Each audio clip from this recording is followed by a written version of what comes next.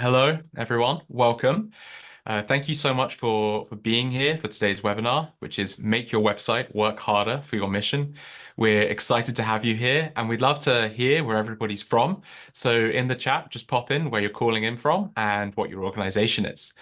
And I have a couple of questions for you. So the first is, imagine a donor is considering a year-end gift, and they're looking at three nonprofits that they already love. They open up your website. Now, would they walk away more confident in your impact or more confused? Would they be able to clearly see the difference that their gift would make? Moreover, would they even know how to give, even if they wanted to donate securities or another non-cash option even? So let's zoom out for a second. With year end around the corner, is your website doing everything that it could to support the generosity of your donors? Or is it missing some of the most important opportunities entirely? Is it more confusing more than it is helping? And if you can relate to any of these circumstances, then good news, you're in the right place. And we have two wonderful, great minds here to share how you can improve your nonprofit's website and make it a stronger, smarter tool for building trust, increasing generosity, and making the most of year-end giving. So our goal today, we want to make sure that your nonprofit's website is actually working for you and not quietly working against you. So whether you built your site 5 months ago or 5 years ago or longer, whether you manage it in-house or you outsource it completely, regardless, there are likely some quick, meaningful changes that you can make to strengthen your messaging, clarify your calls to action, and make generosity easier, especially as year-end approaches. You don't need a full website redesign. You don't need a big budget, just a clear understanding of what works and what doesn't, and the confidence to make a few smart updates. So here's what we're going to be looking at today. First, we'll talk about your website, how you can either build or harm, quietly harm donor trust. Then we'll walk through the essential elements that every nonprofit homepage needs. And we'll also cover a few small strategic tweaks that you can make that may boost clarity and generosity without needing a full redesign. And then we're going to go shift into something that's especially important this time of year, and that's making tax efficient giving easier to find and understand. Both parts there are very important. And then after that, we'll share a few year-end readiness tips to make sure that your website is working for you during this critical giving season. And we'll leave you with a free resource, our ChatGPT prompt guide to writing your homepage, something that you can use right away to help improve your messaging. So before we dive in, just a couple housekeeping notes. I mentioned this at the top, but we are recording this session, so there is no need to take any form of furious notes. No smoke billowing from anyone's pens, please. We'll email this recording to everybody who's registered, and we'll also pop this on our nonprofit YouTube channel. So hello to all the viewers in the future. Second, we'll also have a Q&A at the end, so if you have any questions along the way, feel free to drop them in the chat and we'll get to those at the end. So, who will you be hearing from today? Well, I'll go first. My name is Chris Carey. I'm a VP Portfolio Manager here at Carnegie Investment Counsel. I work closely with nonprofit clients on investment strategy and board governance, and I'll be your host for today's session. You'll also be hearing from my colleague, Megan Lencoski, who is our wonderful nonprofit development specialist here at Carnegie. She brings a wealth of experience helping organizations grow donor support and communicate effectively about their long-term funding goals. And we're also joined today by the great Dana Casto. Dana is a strategic marketing advisor with over 20 years of experience helping mission-driven organizations grow their impact. He leads Whispr strategic marketing, guiding socially conscious businesses in messaging and communications. So, for the uninitiated, who on earth are we?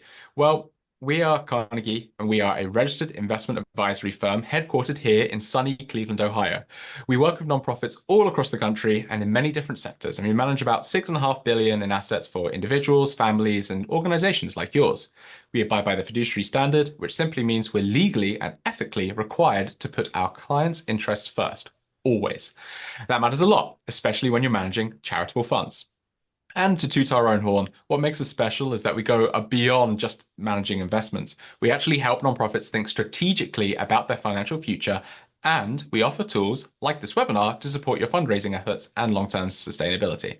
So enough about us. What about our wonderful partner, Whispr? Whispr Strategic Marketing is a fractional marketing advisory firm that helps nonprofits and businesses get more out of their marketing and fundraising. They work with nonprofit teams who feel like they aren't maximizing their efforts and provide practical strategies to move them forward. Through one-on-one consulting and group coaching, Whisper helps organizations clarify their message, strengthen their strategy, and achieve better results. And today, Dana is going to share some of that secret sauce with you. And you can learn more about Whisper.us. You can learn more about them at Whisper.us or connect with the founder, Dana Casto, on LinkedIn. And with that, Dana, please take it away. Thank you so much, Chris. Really appreciate it.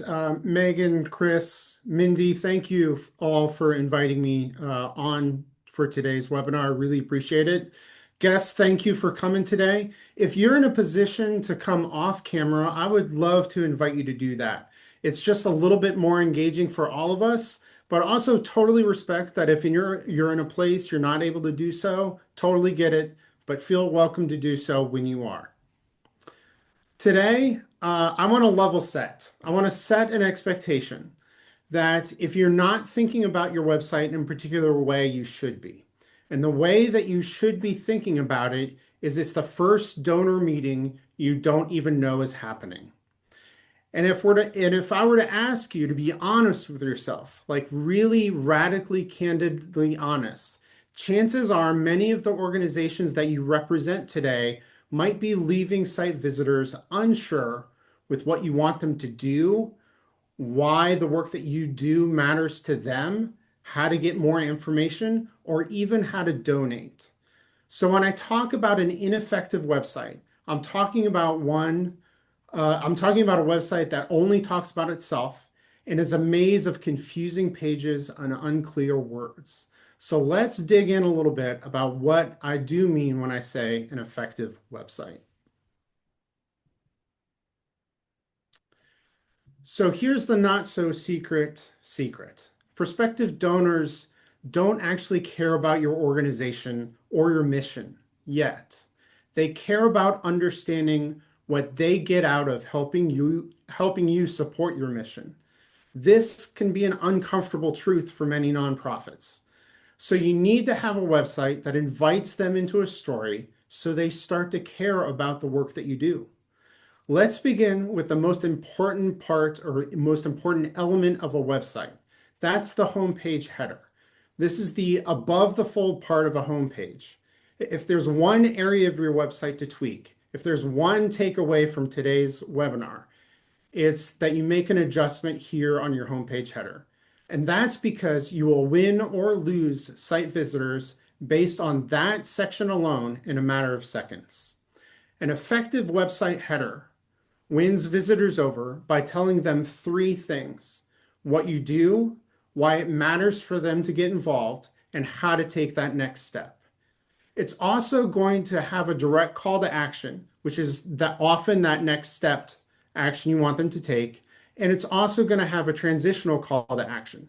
So what do I mean by direct call to action? This is a call to action that could be something like donate today, give a gift of stock. If your organization does events, it could be buy tickets to those events. A transitional call to action is an opportunity to provide value in exchange for an email address. A little bit more later about different ways in which nonprofits can grow their email list. So let's actually take a few minutes and have you all rank your organization's website on a scale of 1 to 5. Based on what I've outlined here on this slide alone, where does your organization's website rank? A 1 would be it's completely ineffective. A 5 being incredibly effective. All right, so if you are able to be on camera, show of hands, how many of you are a 5? You can also put it into the chat if you're not able to be off camera. I'm just curious about taking the temperature of the room.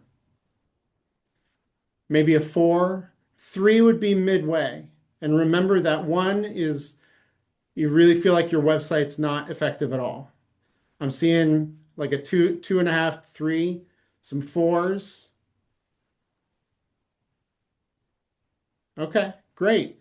That helps me understand where everybody feels like they are today. Appreciate that.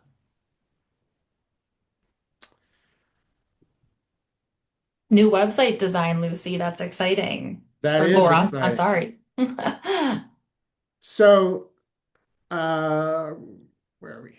Yeah, let's move to the next slide, Megan. Okay. So here's a really important tip on how humans scan a website. It's a really important user experience strategy to keep in mind when you're thinking about your website or you're in the process of a redesign. So site visitors often skim websites in a Z pattern starting in that upper left-hand corner. This is why a logo placement is key in that area. There's the brand recognition that comes with that. Then they go across the top to the top right-hand corner. This is often why we want a direct call to action button in that top right-hand corner. It makes it very easy to find. Then the visitor goes from the top right to the bottom left across the middle of the header. This is why we want a concise headline, subheadline, and that direct call to action button repeated again, alongside an image of success in the background. Those elements tell folks everything they need to know very quickly. Finally, folks go from the bottom left to the right-hand side horizontally. This is why we often want brief statements of success or benefits showing up along the bottom there. It just rounds out that initial story.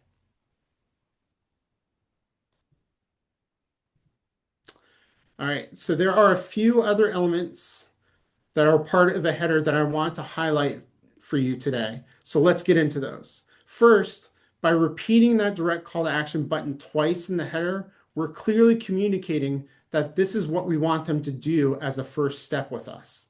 And we want to make it as easy as possible for them. Second, having too many options in that main menu along the top creates clutter. It needs to be focused only on the important information about how to get involved. Every other menu item goes in the footer of that site. We'll talk a little bit more about the footer later on today. Images of success showing smiling and happy people are a powerful subconscious contributor to a site visitor forming a positive impression of you and the work that you do. As I walk through each section of a web page, imagine that we are scrolling down that page sequentially, okay? So each of the following slides is further down that page in a specific order. But we always start each of these pages with a header section. Under the main header section is that value stack. You'll see it here. It's really actually part of that transitional area of the main header. The value stack focuses on 2 to 3 word statements that convey benefits or successful outcomes to your audience. And just to clarify, Dana, so that value stack is where it says like that element of success, those 3 options right there. And for your organization, you would determine what are those, how are you evaluating success and bringing impact? Absolutely, Megan. Thank you for clarifying that. And we'll look at some examples next that I believe will help solidify that. All right, so this example is for an organization, a nonprofit here in Columbus, Ohio, called Hilltop Rise. The Hilltop is a really old historic district of the area that is underserved in lots of ways. And so this organization is a business development organization. So they are really focused on helping businesses on the hilltop prosper. That's the success outcome that they want to have. So notice that headline and then the subheadline. That subheadline is that sentence right below the word prosper there, plays into the value stack along the bottom, the blue, green, and red boxes. Okay? Just real quick, does anybody have any questions about this example? Pretty Clear cut and straightforward? Oh, hey, Jariah, how are you? It's nice to see you. All right, Megan, let's look at the next slide.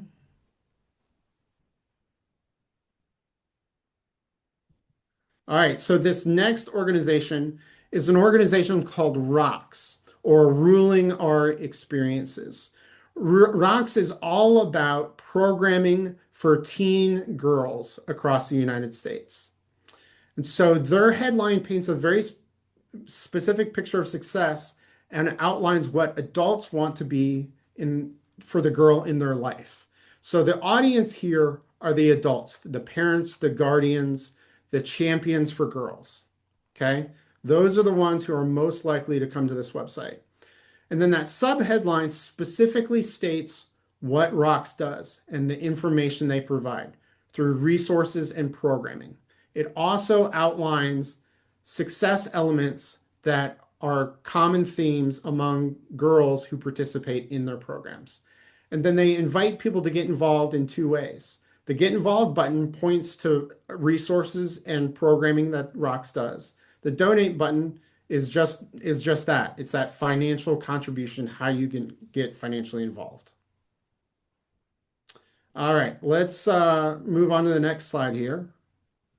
So just below that value stack is what we often refer to as the stakes. The stakes is all about making the consequences clear and emotional without fear-mongering.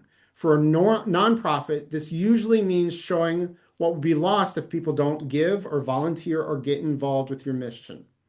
This is one of the harder aspects of an effective website for a nonprofit because it's really super easy to go too far with the language. So here are 3 ways to get this just right. First, you could paint a picture of what happens if nothing changes. Keep this personal, keep it relatable. Let's not use abstract statistics here. So it could be a phrase, something like, without funding, families will be left without resources they need to recover. That's pretty straightforward. Paints a very specific picture, right? So the second option here could be something that contrasts with a positive outcome. Make the stakes a clear choice between loss and hope. This contrast highlights that a donor is the difference maker. This is the real thing to key in here on this second option. So the phrase could be something like, with your help, every child could go to bed with a full stomach. That paints a very specific, tangible, positive outcome, right? And so then the third option that works really well in this circumstance is that we use emotional anchors, not just logic. Instead of only citing data, we connect it to the values expressed through the organization. So something like this, quote, without action, we risk a generation losing access to opportunity. With your support, we build a future where every student has a fair chance to succeed. That's a really tangible emotional anchor, right? All right, so let's look at a few examples here. If we go back to Hilltop Rise, notice that this section does a really great job of articulating the assumption that many people have about the Hilltop in Columbus, Ohio. It just leans into that reputation and that assumption and then starts to debunk it, right? If we go to the next example here with ROCKS, see how they've used data to emotionally anchor with what they do as an organization. It really speaks into what girls are facing in their world. One side note about ROCKS, they are research driven. So they annually or every few years release a report based on what they are finding that girls are faced with in the United States. It's a really cool organization. You should check it out if you don't know about it. Let's go to the next slide here, Megan. All right, so next up is that value proposition. And what I mean by that is that the value proposition is not about your organization's features. It's more about the unique, meaningful benefit to the donor and the community when that person partners with you. One of the most important things you can do here is to clarify the donor's role in your mission. You are asking your donor to help support the solution, the problem your mission addresses. Phrases like, your generosity fuels opportunities for, and then fill in the blank after the word for. Or something like, when you give, you make it possible for, and then fill in that blank. Finally, a phrase like, together we can ensure that, and then fill in that blank. These phrases go a long way to help making the case for why the donor needs to get involved in your mission. So let's take a look at what that means in practical terms with Hilltop Rise. Notice that they are reframing the problems as opportunities here, and that they contributed benefits to the community. They are showing their impact using data by framing it around their philosophy and their mission, okay? And then if we circle back to Rocks, notice that they're leaning in again on data, but they're contrasting that against the data that they shared in the stakes section, right? All right. So if we keep moving on here, now we get into a section that's often referred to as the brand story, also known as an authority statement or a guide section. Think of this as here's why we exist, it's what we believe, and why you can count on us. Really good elements to this section focus in on sharing your founding belief, highlighting your North Star or your core conviction, or finally, demonstrating your credibility or social proof. Social proof can look like testimonial videos, testimonial statements, the impact that the organization has had. Also notice that this is the first time we're really focused on the organization rather than the donor. This is where the story starts to flip on an effective homepage, okay? And for Hilltop, they've done a really fantastic job here of anchoring this section around their strategic plan and those four strategic pillars of reconnect, impact, strengthen, and empower. But it's important to note here again that they didn't lead with this information at the very top of their homepage. It did not come first. What came first was them clarifying and articulating and helping the donor understand their role from the donor's perspective. All right, so if we flip to Rocks here, this is a narrative approach to the brand story. Very traditional way of doing this. Nothing wrong, it's just different, right? This invites people to actually pause and stop here to really understand the ethos of ruling our experiences. So under that brand story section is what I like to refer to as the packaging and pricing section. This is where you show people how to engage financially. For a nonprofit, this usually means turning abstract donations into clear, meaningful giving levels. The goal here is to remove friction and help people see exactly what their gift accomplishes. So for Rocks, they've articulated very specific tiered levels to their giving structure on their website, showing tangible outcomes based on different giving levels and that direct impact. I'm going to flip over to a different organization here on this next slide called Marcus Center. Marcus Center is a nonprofit presenting organization. And because they're a nonprofit, part of what they do is raise money for their educational programming. So you can see here that instead of tiered pricing levels, they're giving sort of a choose your own adventure approach to giving or engaging with them financially. It could be adding a donation to their ticket purchase. It could be give a one-time or annual gift. It could also be naming the Marcus Center as a beneficiary in a will. Completely different approach, but also incredibly effective based on the priorities that that the organization itself has as entry points for new donors here. All right, so after the pricing comes that transitional call to action. This is an area where we want to give site visitors a low barrier next step that keeps them connected to your story until they're actually ready to take a bigger action. So imagine that they're interested in what they do, but they're just not quite ready to make that financial gift. The whole idea here is to one of three things: catch visitors who aren't ready to commit yet, or offer value in exchange for ongoing engagement, or build trust and keep the conversation going. Without it, you risk losing visitors completely. So what this could look like for a nonprofit, here are three different examples. You could offer a downloadable resource, something like, here's your guide to ending hunger in your community. Or you could offer an email mini-series, 5 stories of hope. Finally, it could be an impact report.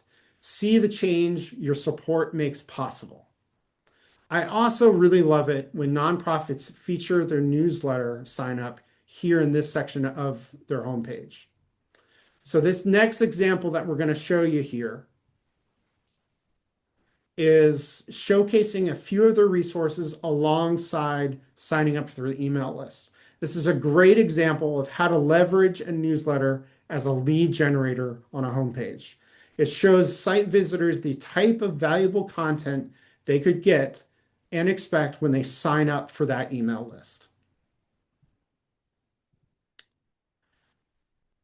So I often see for-profits and nonprofits put a stay informed email sign up in their footer. This is another effective way to do it and another effective way of capturing emails, because footers are actually one of the most visited areas of a website. People often know that if they're looking for exactly one thing, they should go to the footer because that's often a quick link to that page on the website. All right, so Megan is next up here in our time together today, where she's going to share insight on why you should definitely be talking about non-cash gifts on your website. And she'll share some of the things that many nonprofit websites are missing. Thank you, Dana. That was a lot of information. So I hope everyone was taking lots of notes. Again, the recording will be sent out after. A couple just key things that really resonated with me, Dana. One is that your website is your first donor meeting. A book that I read last year, They Ask, You Answer by Marcus Sheridan, which I'd highly recommend to Great book. marketers. He talks about how the shift in buying personas, but donors are, the same way, is that we as individuals are doing so much research on our own before we're ever even reaching out to people. We don't want to talk to people on the phone. Everyone wants to be online. And so having your website have all of those key components so that they understand really what you're doing, possibly before they met with you, or maybe they had they've attended one of your events and now they want to learn more. They're going to go to your website. And so making sure that all of that information is easily digestible for them is increasingly more important. Something else was that you mentioned in your website brand story, and that one, I forget the organization that you shared, but they incorporated their strategic plan pillars into their brand story. And I think that's a great way to incorporate your strategic plan into your fundraising as well, so that everything is cohesive and moving in the same direction. Incorporating some of those maybe themes or higher pillars that you have in your strategic plan, oftentimes kind of spelled out very strategically in your strategic plan. Think of that. And so I think that's a really unique way to share that with the public, because the public is not reading your strategic plan as much as we would love it for everyone to go to bed at night reading our strategic plan, like we all do, of course, they most of the time are not. And so making sure you're sharing that vision forward is a great way to do that. Also, sort of with Dana's just overall, in sort of all of his, in every part of his presentation, was just a reminder that even though you on this call are the ones who are running around, getting things done, doing all the great work, the program staff is the one that's, meeting with your person served or out in the community helping. Really, our job as fundraisers is to take ourselves out of that scenario and make it really clear that it's the donors that are the hero. The donors, unfortunately, we don't get to be the heroes in these public facing stories. Really, what Dana, I think, was trying to communicate is that the donors are the real heroes in this story because without them, none of our work would be possible. And so when you are talking on your website in all of your communications, really, this should spread across all of your public facing communications. Uh, Talking about you as the organization as little as possible and doing that through your stories of showing that the donor is the hero and that they had that direct impact on your mission. All right, so those were my couple things that just resonated with me. Dana, thank you again so much for sharing. We will have some time for Q&A with Dana after I'm done talking. So, but I wanted to, even though Dana wanted to talk the whole time, I said, no, I would like a few minutes at the end, and he graciously accepted, to talk to everybody about how your organization is communicating about tax efficient gifts. And so why should you care? Can't I just, I'm just asking for cash and credit card. That's easier. Can I just continue to do that? Well, the problem is that around 89% of wealth in the US is held in non-cash assets. That looks like stocks and bonds and real estate and equity. And so when you are only asking for cash or credit card, you are leaving off the table, you're taking yourself completely off the table for really the majority of wealth. And when individuals think about that cash number in their bank account, that's a much smaller number often than their wealth overall. And so when they are thinking of their wealth overall, they could be more likely to donate a higher amount because again, they're not thinking about just that cash flow number that they need coming in and out right now that they know about. That again, that number in their bank account is often smaller than their total wealth overall. And then another very interesting study, excuse me, it was, I have the citation from Bloomerang. It was a study by a college, and I apologize that I'm blanking on what college it was, but it was a study of 1 million nonprofit organizations' tax filings. So it was a group of over 200,000 nonprofits, and they tracked their 990s over time. And the nonprofits who were only accepting cash gifts achieved about 11% growth on average. The organizations who were open and receiving securities and other non-cash assets achieved an average growth of around 66%. That is a large number difference that I really want to make sure that organizations are aware of, that by making it known that you accept these different types of gifts, by educating your donors on what these different types of gifts are and how they can be beneficial for both the donor and for the organization, that can really open up larger contributions for your organization and hopefully some major growth as well. Alrighty, I accidentally got clicked out of here. Here we go. So, what are some things that a lot of organizations' websites are missing in regards to this tax efficient giving? So, one, they might not mention that they accept gifts of stock or qualified charitable distributions or bequests. They have a donate page and you click on the donate page. Sometimes it takes you off of your website, to your donations software, and which sometimes you can't get away from that. If that's the system that you're using, that's fine, but that's all that there is, and they're asking for cash or credit card.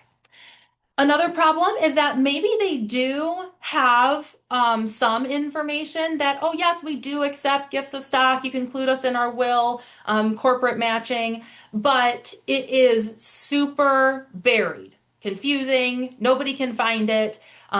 Just another reminder, just like no one is sitting at home reading our strategic plan, most likely, most people cannot navigate our websites as well as we can, who is in there all the time. So making sure that if you mention those different types of gifts, that you accept those, that those are in a place where donors are going to be able to find them easily. You may not have any education about tax efficient gifts.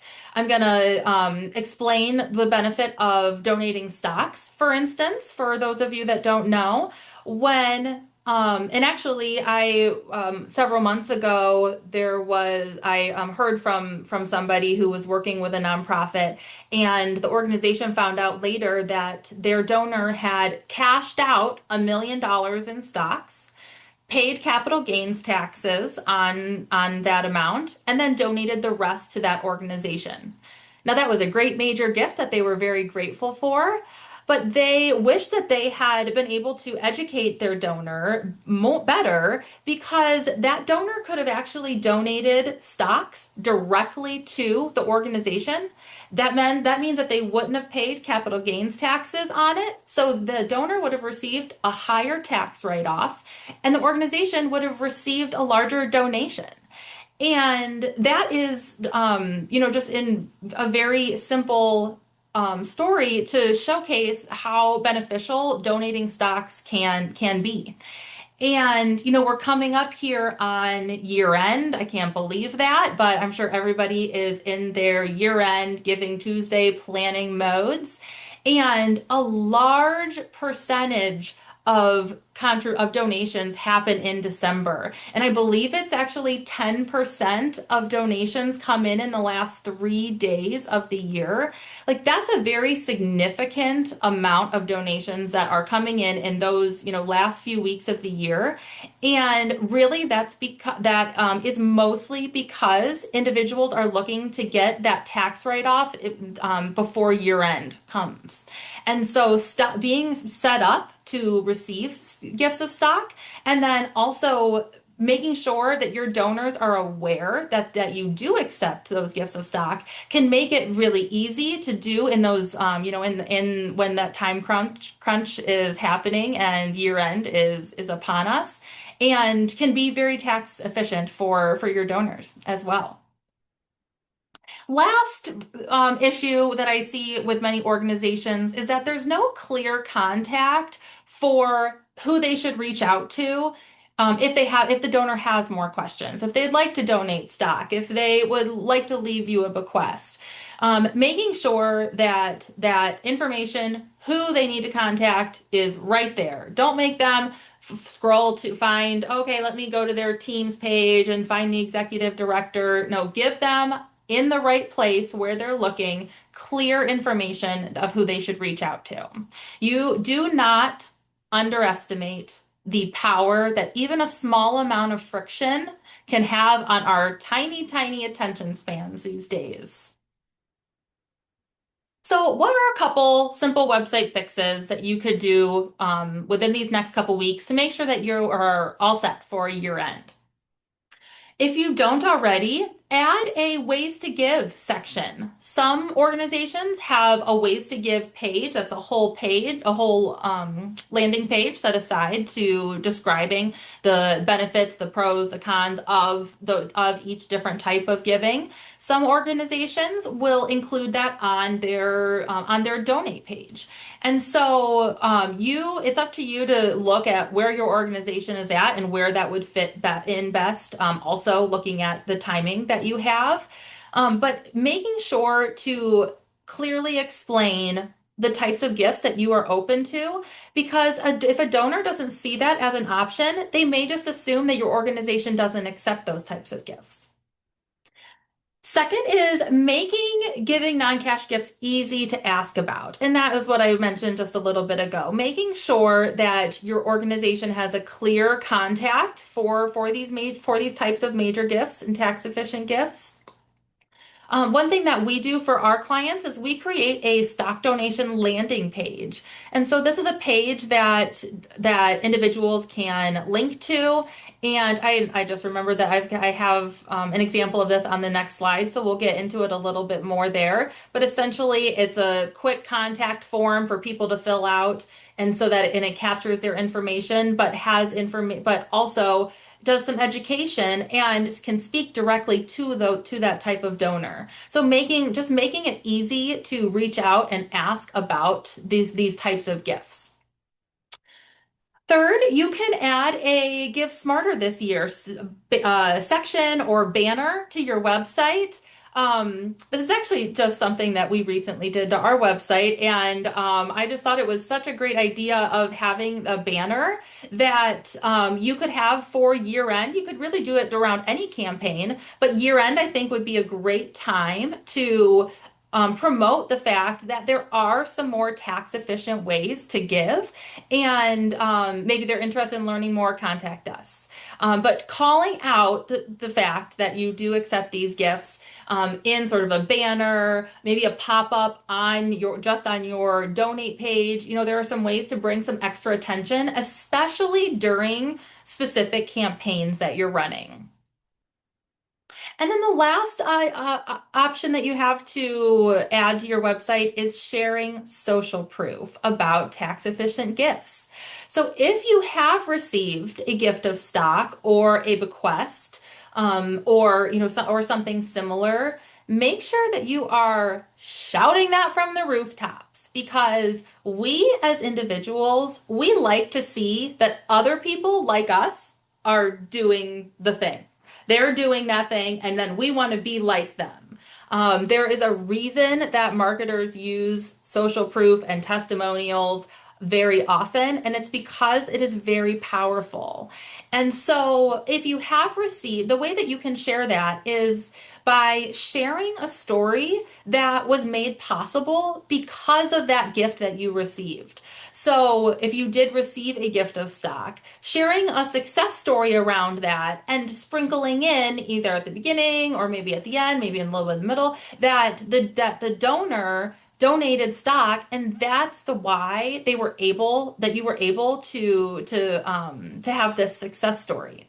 And so just that sprinkling in of where it's still really about the story itself, but as I'm a donor and I'm reading your email newsletter, or I'm emailing, or I'm on your website, on your ways to give page, or maybe I'm on your blog, and seeing these stories and reading, oh, they donated stock. Oh, I actually have never really thought about that I could donate stock. Oh, I should reach out to Dana and see. It's all about peppering those ideas in your donor's mind so that when it's right for them, they can come forward to you. That's really what this tax efficient giving is really about. Is about giving the tools to the donor so that they can support your organization the way that actually fits best for them. You're really, this is helping your organization, but you're also really trying to help them make the most of their finances as well. So I have here an example of a stock donation landing page that we've made for our clients and you can see here a lot of similar um, concepts than to what Dana has been talking about. We have our header with a clear call to action button, a very clear header that's saying exactly what this page is for, with a nice subheader that talks about a little bit more about the organization and the impact. We mentioned a short description of some of the potential benefits of donating stock, what that could look like for both the organization and for the donor.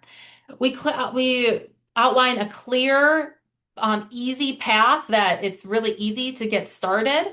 They can fill out this short form. Somebody will reach out to make the transfer. They'll receive a receipt, and then they've made a big impact on the organization. Just one important note, this form doesn't actually initiate any sort of transaction. What this form is doing is really trying to capture the donor information for when it's 9 p.m. at night and they're sitting on their couch and happen to have opened an email and then open one of your emails, clicked it, and it's on your website. Don't make them think, oh, okay, like, oh yeah, I'll remember tomorrow to reach out to them. Because as we know, there's lots of friction. We forget things. We're busy, and so we have set this up just to quickly capture that information when it's hot, and then we can follow up and keep that donor engaged.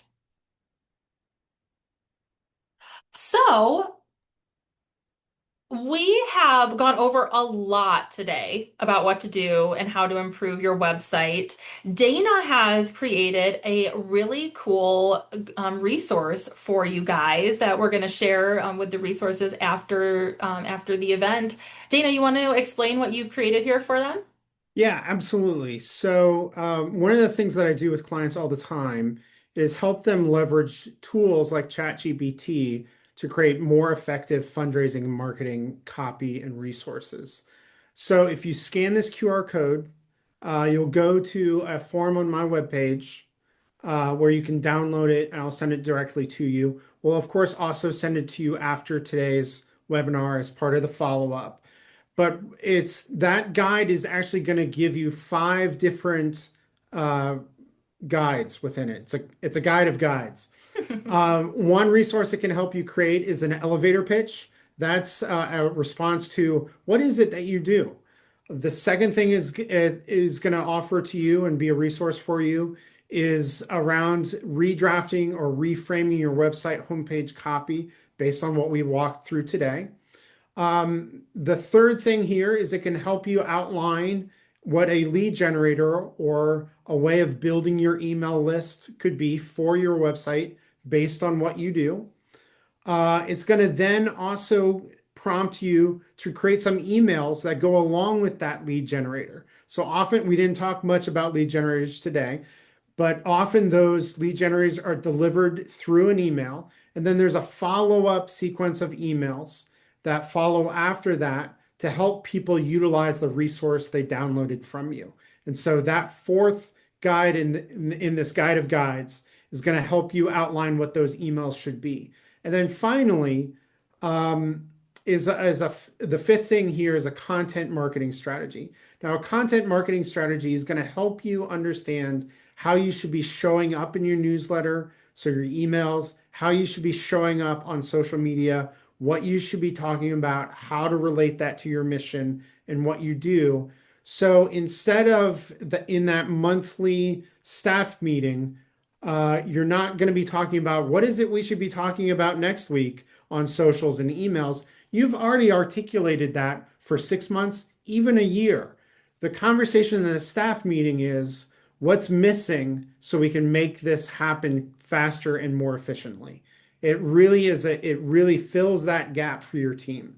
Okay. So if you scan the QR code here or waiting to get it as a follow-up, it's a free resource for me. Hope you all find it super useful. All right, awesome. Dana, thank you very much. Megan, amazing insights as well. So we only have about, well, sub 10 minutes left. I want to be very, considerate of everybody's time. If you have any questions, you can feel free to drop them in the chat, or come off mute. We don't bite. And if nobody has any questions, that's also fine, but stick around because I do want to mention what we have coming up next.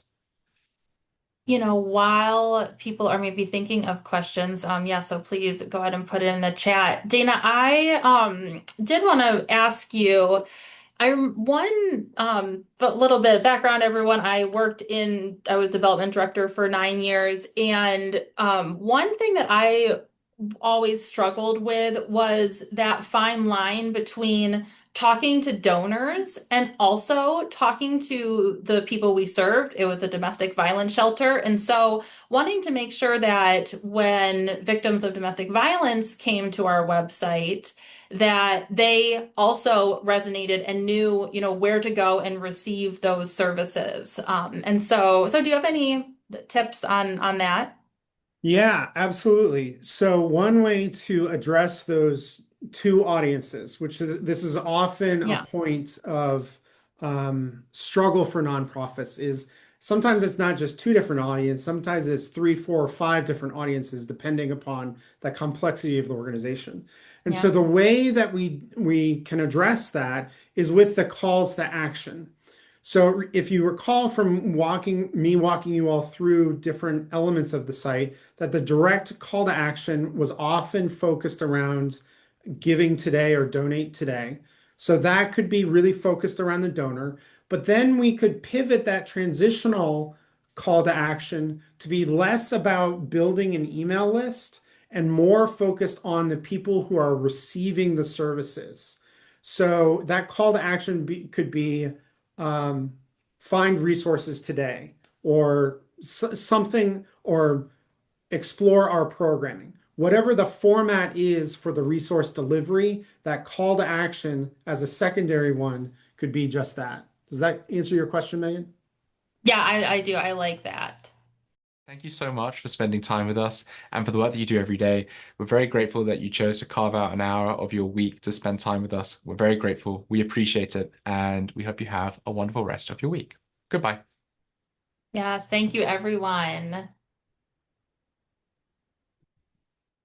Have a great rest of your week. All right. Bye for now.